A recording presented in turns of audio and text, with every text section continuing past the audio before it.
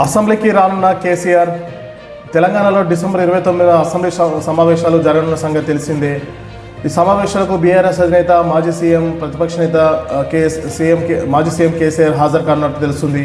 శుక్రవారం ఎర్రబెల్లి ఫామ్ హౌస్లో మాజీ మంత్రులు ఎమ్మెల్యేతో జరిగిన సమావేశంలో ఆయన ఈ విషయం చెప్పినట్లు సమాచారం.